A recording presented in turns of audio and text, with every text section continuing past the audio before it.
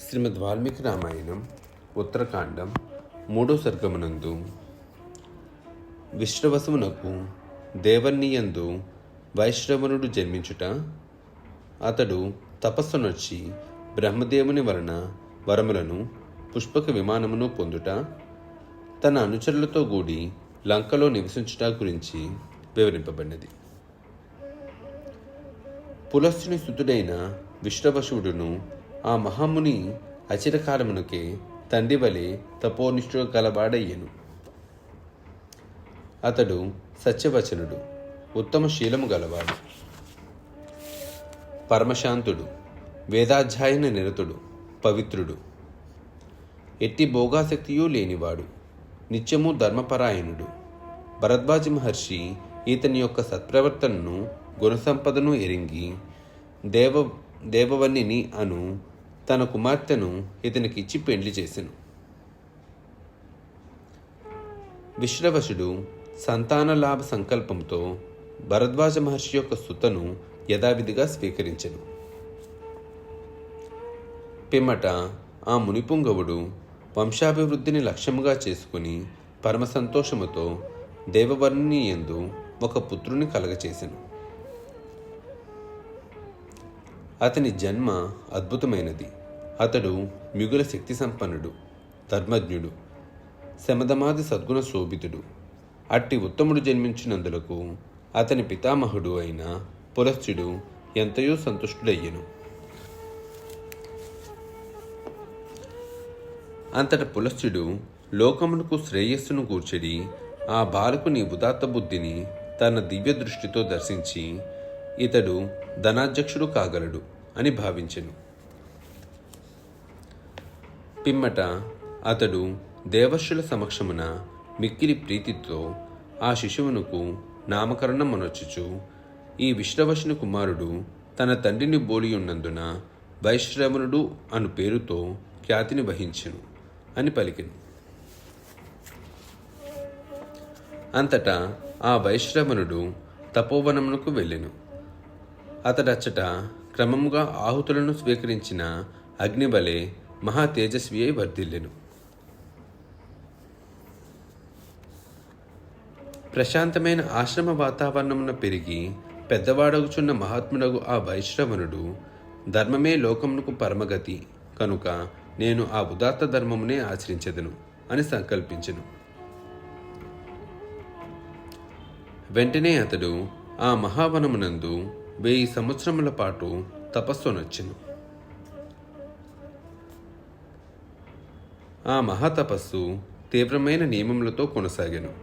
పిమ్మట అతడు దీక్షతో ప్రతి 1000 సంవత్సరములకు ఒక్కొక్క నియమమును పాటించుచు తీక్షణముగా తపమాచరించెను.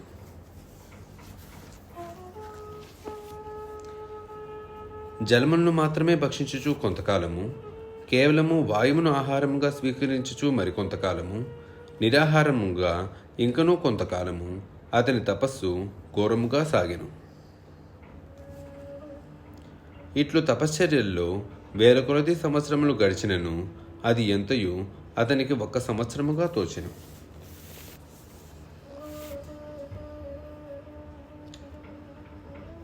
సాటిలేని దీక్షతో పెద్ద కాలము సాగిన అతని ఘోర తపస్సునకు మహాతేజస్వి అయిన బ్రహ్మదేవుడు ఎంతయో సంతృప్తుడయ్యెను. వెంటనే అతడు ఇంద్రాది దేవతలతో వైశ్రవణుకు ప్రత్యక్షమై ఇట్లు పలికెను.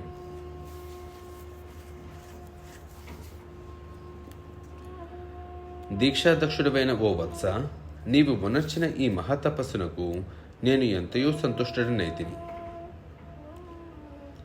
ప్రజ్ఞాశాలి, వరములను పొందుటకు నీవు ఎంతైనీ అర్హుడవు కావున వరమును కోరుకొనుము, నీకు మేలగును. అప్పుడు తనకు ప్రత్యక్షమైన బ్రహ్మదేవునితో వైశ్రవణుడు, పూజ్యుడా, నన్ను లోకపాలునిగా అశేషనిధులకు అధిపతిగా చేయుము అని పలికెను. అంతటా సంతుష్ట మనస్కుడైన బ్రహ్మదేవుడు సురగణములతో కూడి తన ప్రీతిని వెల్లడించుచు వైశ్రవణునితో ఇట్లు వచించెను. వత్స, నేను ఇప్పుడు 4వ లోకపాలుని నియమించుచు సంకల్పంతో నున్నాను. యముడు, ఇంద్రుడు, వర్ణుడు అను వారితో తుల్యముగా నీవు కోరుకున్న లోకపాలత్వమును వెంటనే పొందుము. ధర్మజ్ఞ, దీనితో పాటు ధనాధ్యక్షత్వమును కూడా స్వీకరింపుము. ఇక నీవు యమేంద్ర వనులకు పిమ్మట 4వ లోకపాలకుడవు కాగలవు. ఇది పుష్పకము అని పేరు గల విమానము. సూర్యకాంతులతో తేసిరిల్లుచున్న ఈ విమానమును నీ సంచారార్థమై స్వీకరింపుము. నేటి నుండి నీవు దేవతలతో సమానుడువు అగుదువు. నీకు శుభముగాక. ఈ 2 వరములను నీకు అనుగ్రహించేటట్టు మేము కృతకృత్యములమైతిమి. ఇక మా స్వస్థానములకు వెళ్ళెదము.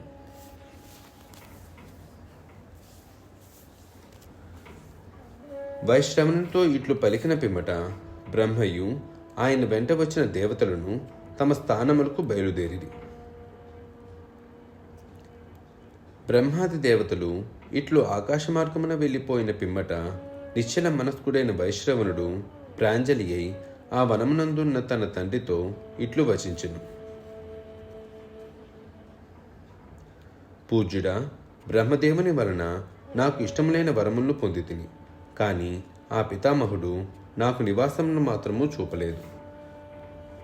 మహాత్మా, ఏ ప్రాణికిని ఎట్టి బాధయూ లేని ప్రశాంతమైన ప్రదేశమున నాకు అనువగు నివాసమును ఏర్పరచుము. పుత్రుడు ఇట్లు కోరిన పిమ్మట ధర్మజ్ఞుడు సత్పురుషుడు అయిన ఆ విశ్రవో మహర్షి వత్సా వినుము అని ఇట్లు పలికెను. దక్షిణ సముద్ర తీరమున త్రికూటము అను పర్వతము కలదు. ఆ గిరిపై మహేంద్రపురి వలె విశాలమై రమ్యమైన లంకానగరము గలదు. ఇంద్రుని అమరావతి వలె ఒప్పుచున్న ఆ పురమును రాక్షసులు నివసించుటకై విశ్వకర్మ నిర్మించెను. ఆ లంకా పట్టణమున నీవు నివసింపుము. అచట నీ భద్రతకు ఎట్టి లోపము వాటిల్లదు. ఇందులకు సందేహము లేదు. నీకు శుభములు కలుగుగాక. ఆ నగరము చుట్టూను బంగారముతో నిర్మితములైన ప్రాకారములు, గోపురములు విలసిల్లుచున్నవి. అది వివిధ యంత్రములతోనూ శస్త్రములతోనూ ఒప్పుచు సురక్షితముగానున్నది. వైడూర్యమును పొదిగిన బంగారు తోరణములతో అలరారుచున్న ఆ పురము మిగుల రమణీయమైనది. అచటి రాక్షసులు విష్ణువు వలె భయకంపితులై ఆ పురిని విడిచి రసాతలములకు పారిపోవుటచే ప్రస్తుతము అది శూన్యముగానున్నది. నిర్జనమైన ఆ లంకానగరమునకు ఇప్పుడు ప్రభువను వాడే లేడు. నివాసమును కోరుచున్న నీవు అచటికి వెళ్ళుము. అక్కడ నీవు హాయిగా ఉండవచ్చును. నీవు నివసించుటకు ఆ లంకానగరమున ఎట్టి లోపములను ఎదురుకావు. అంతేకాదు, అచట నీకు ఎవరి వలనను ఎట్టి బాధలను కలుగవు. తండ్రి పలికిన ఈ సముచిత వచనములను విని ధర్మాత్ముడైన వైశ్రవణుడు త్రికూటగిరిపై గల లంకానగరమున నివసింపసాగాను. వేల కొలది యక్షరాక్షసులను ఆయనను అనుసరించుచు సంతోషముతో అచట నివసింపసాగిరి. అతని పరిపాలనలో ఆ లంకాపురి పౌరులతో కలకలలాడెను.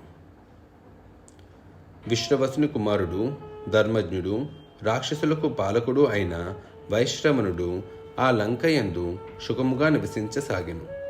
ఆ లంకానగరమునకు చుట్టూను సముద్రమే పరికలుగా ఒప్పుచుండెను.